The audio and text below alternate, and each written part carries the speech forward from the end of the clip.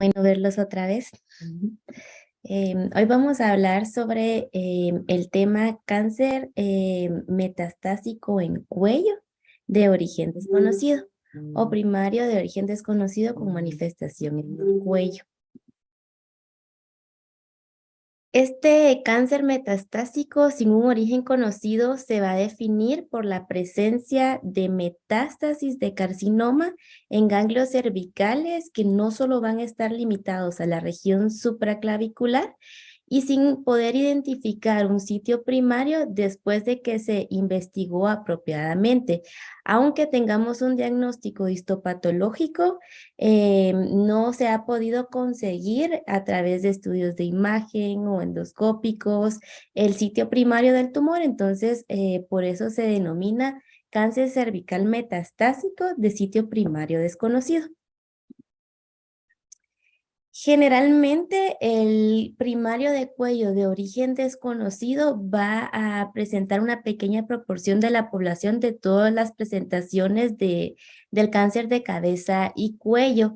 En un estudio publicado ya viejito desde 1960 en el Memorial Sloan Kettering Center, los registros estaban entre aproximadamente el 6% de todas las presentaciones del cáncer. Generalmente de cáncer de cabeza y cuello.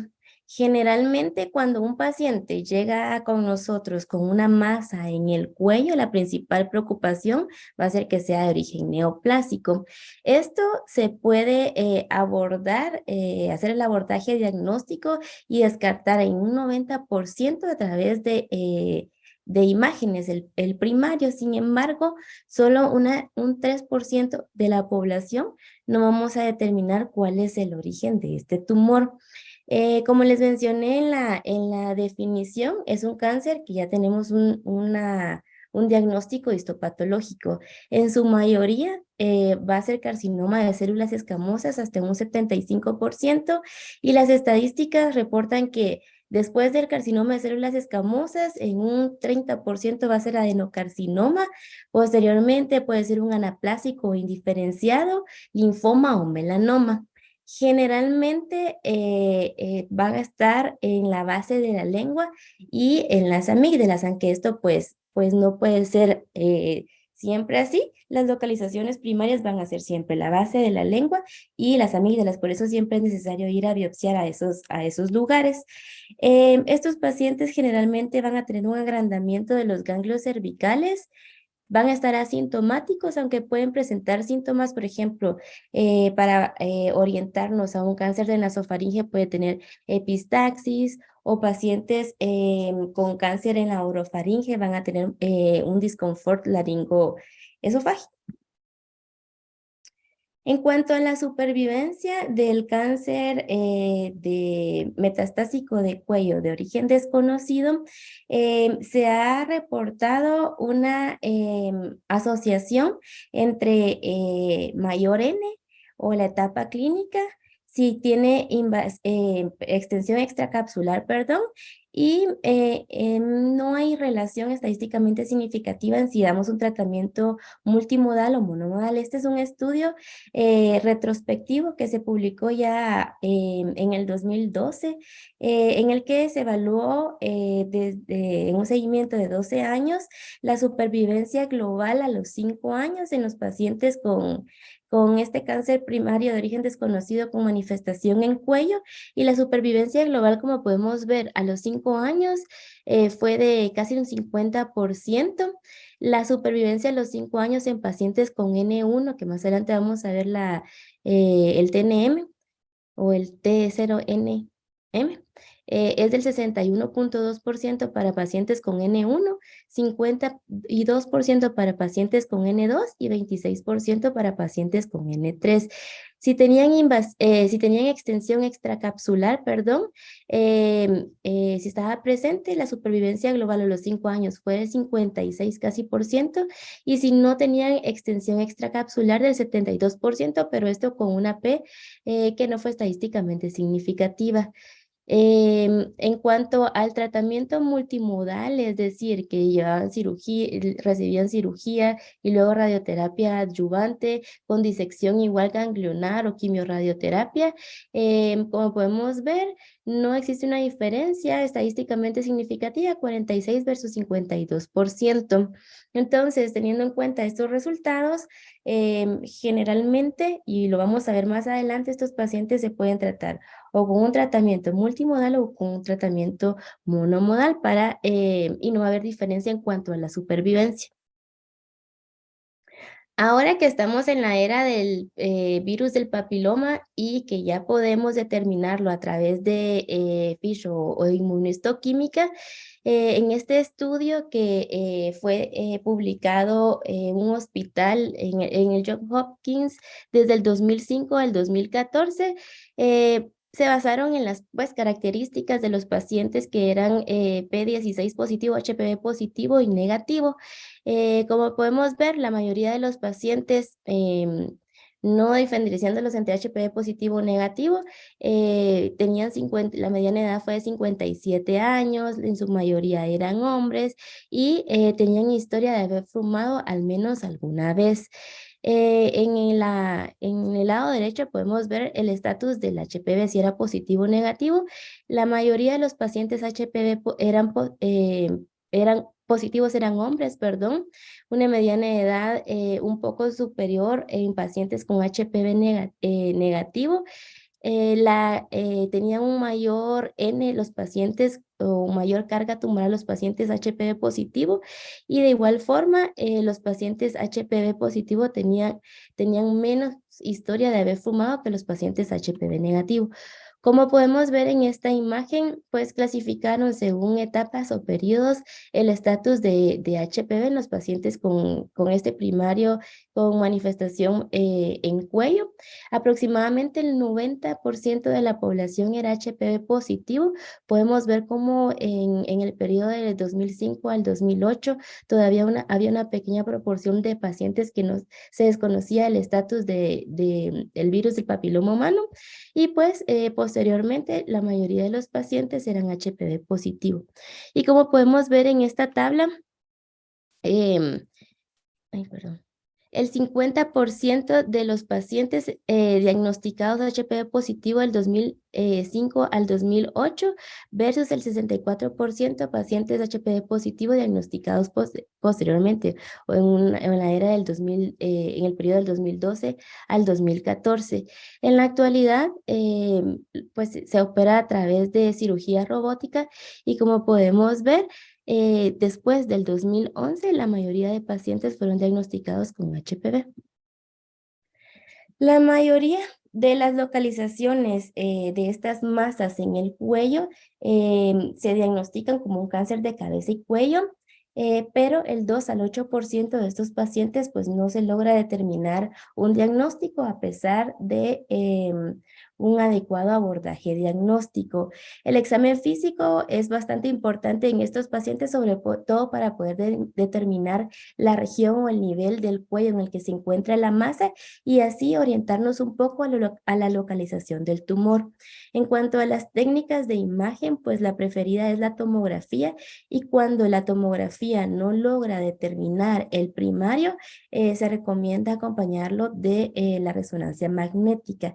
En estos estudios que les publiqué acá, pues el PET-CT y la tonsilectomía o la amigdalectomía bilateral todavía no tenían un papel. Y en cuanto a la panendoscopía, pues aproximadamente el 40% de los pacientes pueden diagnosticarse por medio de esta técnica endoscópica y sí, no tenemos que biopsiar en la panendoscopía. No, generalmente no se recomienda biopsiar zonas que no se consideren sospechosas. Entonces, si no tenemos que biopsiar en esta técnica endoscópica, podemos llevar al paciente a amigdalectomía bilateral que va a diagnosticar a los pacientes o va a diagnosticar el primario en el 18% de los casos. Esta amigdalectomía pues tiene un papel bastante importante en el abordaje diagnóstico del cáncer de origen primario con manifestación en el cuello, porque por el drenaje linfático que tienen las amígdalas, que generalmente pues permiten la diseminación del tumor a pesar de que sea una baja carga tumoral hacia la superficie. En cuanto al papel que tiene el PET o el PET-CT, generalmente en la actualidad se recomienda porque tiene una mayor eficacia en cuanto al diagnóstico. Generalmente bueno, tiene una especificidad del 95% o del 75% solo si es PET, si no es PET-CT.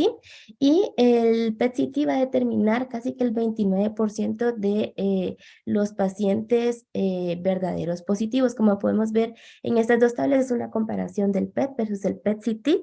Aquí en esta tabla, pues, casi 6 pacientes verdaderos positivos, sobre todo en la faringe, en las amígdalas y en la nasofaringe, versus casi que todos los pacientes en todos los sitios anatómicos con PET-CT.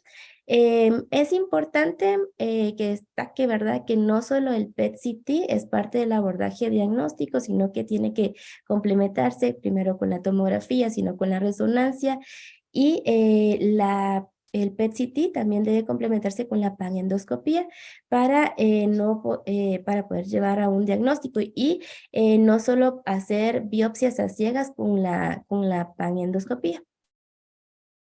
Entonces, como ya les he hablado de la panendoscopía, esta técnica endoscópica va a detectar lesiones en la submucosa y que van a estar casi que lesiones milimétricas, sobre todo en la región amigdalar, en las amígdalas linguales y en la palatina.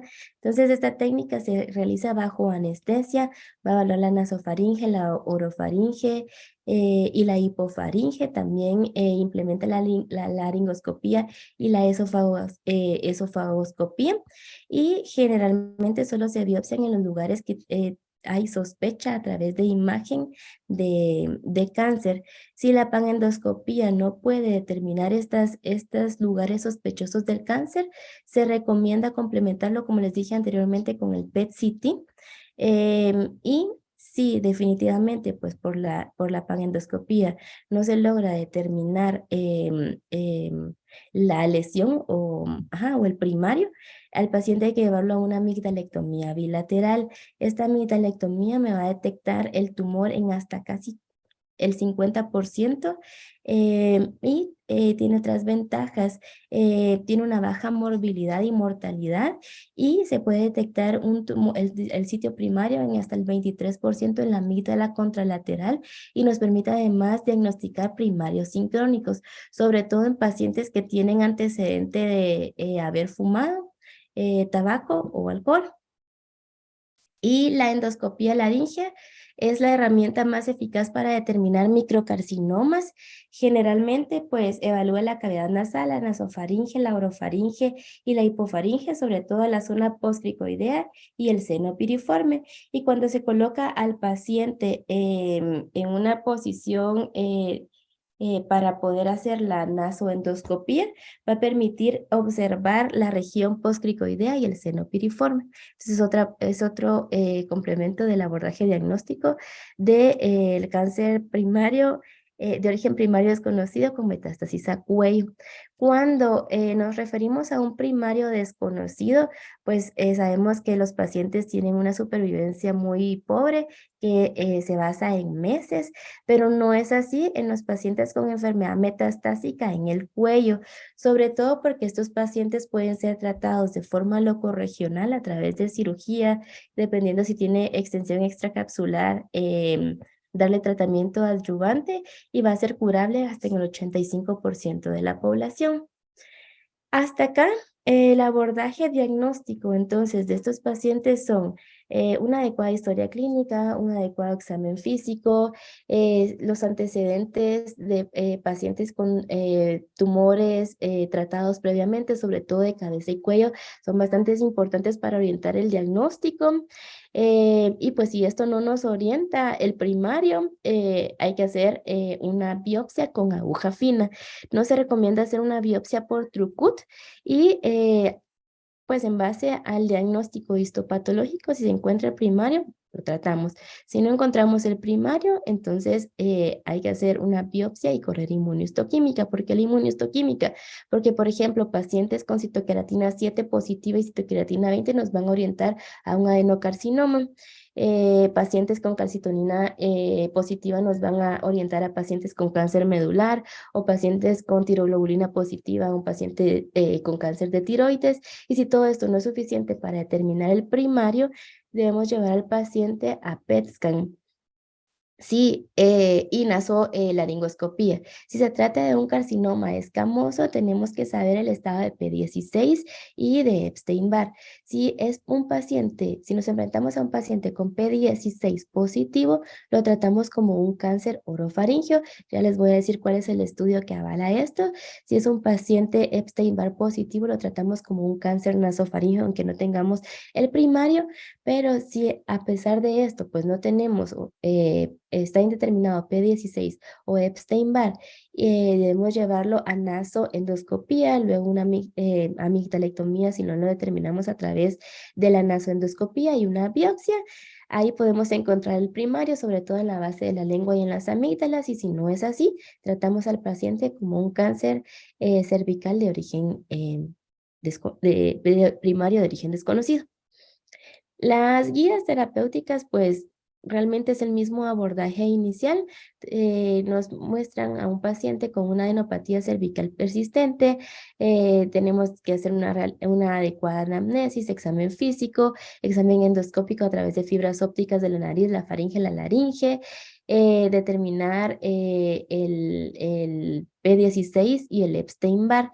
Si, no, si bueno, y llevarlos a una biopsia por aspiración por aguja fina, y eso nos puede determinar el primario, ¿verdad? Si no sabemos el primario, generalmente pues debemos ir a buscar el tejido linfoide, a las criptas amigdalares y la base de la lengua. Y determinar el estado de HPV y Epstein-Barr para poderlo tratar si son positivos como un cáncer de nasofaringe o de orofaringe. Si la adenopatía persiste, llevarlo a técnicas de imagen adecuadas, endoscopías, biopsias de nasofaringe, evaluar si tiene el paciente ganglios inguinales, evaluar ginecológico en mujer, urológico en hombre, y si no, definitivamente pues no se encuentra el primario, tratamos al paciente como un primario de origen desconocido. Las biopsias, la histopatología más frecuente van a ser carcinoma de células escamosas, puede ser adenocarcinomas también, hay que descartar un cáncer de glándulas salivales o un cáncer epitelial anaplásico o indiferenciado. Determinar, como les había dicho, papilomavirus y Epstein-Barr para saber si tratarlo como un nasofaringe o orofaringe. Si se lleva al paciente a una biopsia excisional, el cirujano pues debe realizar una disección de cuello si la patología, por ejemplo, demuestra la presencia de un carcinoma, de cualquiera. Si tiene tiroglobulina negativa, descartamos tiroides. Si hay calcitonina negativa, descartamos medular. Los pacientes que nos arrojan en la patología adenocarcinoma, sí es importante realizar la disección de cuello y para tiroidectomía para descartar que sea un cáncer de las glándulas salivales, y después de que el paciente se le realizó la biopsia excisional, se llevó a disección de cuello, se clasifica como N1, N2 o N3 con o sin extensión extranodal.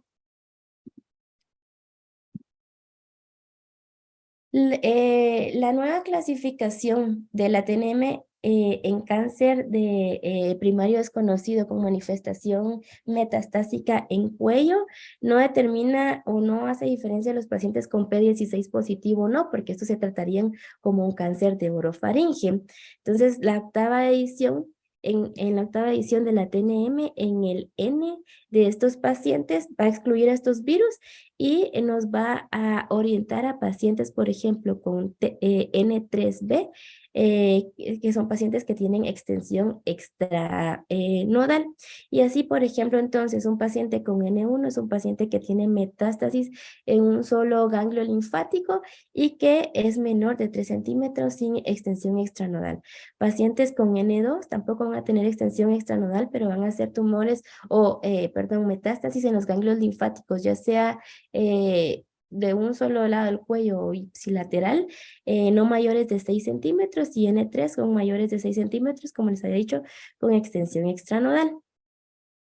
En este estudio evaluaron los factores que estaban asociados a la supervivencia global y a la supervivencia libre de progresión en pacientes con cáncer de origen desconocido con manifestación metastásica en el cuello. Y como podemos ver en la gráfica de la izquierda, la supervivencia global es mucho peor en pacientes con N3, con una P estadísticamente significativa, y no así la supervivencia libre de progresión, porque no tenía una P estadísticamente significativa.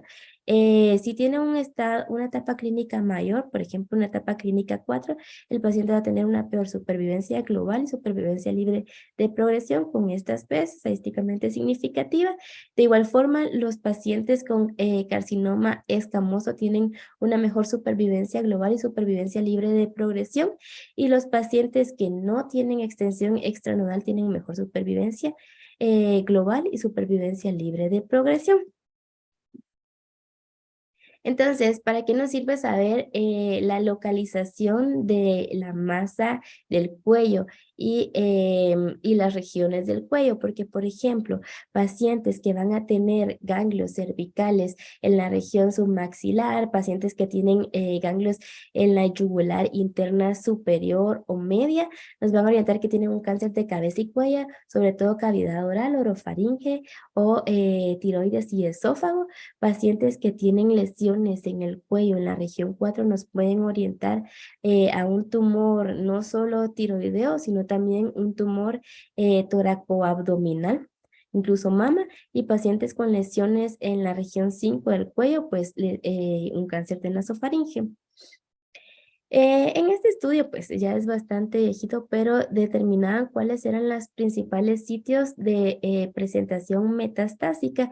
Y como podemos ver en la primera tabla, los nódulos linfáticos son los principales manifestación metastásica, seguidos de pulmón y hueso, y de esto es el 15% de un origen indeterminado. Como les he mencionado, generalmente la histología más frecuente, en 75 aproximadamente, es el carcinoma de células escamosas, seguido de carcinoma indiferenciado, aquí linfoepitelial y mucoepidermoide. Estas guías que les publiqué acá nos hablan sobre el manejo, porque realmente no hay muchos estudios prospectivos, más que todo retrospectivos, y esta es una guía que nos orienta el abordaje diagnóstico y terapéutico de pacientes con cáncer de cabeza y cuello de primario oculto. Generalmente, pues, el diagnóstico se va a basar después de una biopsia, después de la amigdalectomía, cuando no documentamos el primario. Pues encontrar el sitio primario generalmente es inusual, y mucho menos inusual durante el tratamiento. Como les había mencionado, el 85% de los pacientes con tratamiento locorregional se curan, y posterior al tratamiento los pacientes no van a recurrir a un buen control de la enfermedad. Generalmente se presenta en hombres mayores de 40 años, y la presentación clínica es una masa en el cuello que no se autolimita en 3 meses, y tiene un 90% de probabilidad de que sea maligna. El examen completo diagnóstico incluye la nasolaringoscopía, la endoscopía y las imágenes, sobre todo el PET-CT y la tomografía. Generalmente los ganglios con necrosis o quísticos normalmente van a causar biopsias fallidas, y entonces se prefiere la biopsia por Trucut, y la biopsia excisional o abierta solo se va a realizar en el contexto de una enfermedad única como tratamiento definitivo seguida de la disección ganglionar. El PET-CT en algunos casos nos puede revelar el origen hasta el 39%, y las biopsias de Epstein-Barr o de papilomavirus nos van a orientar y nos van a dirigir a tratar al paciente como un cáncer nasofaringio o un cáncer orofaringio.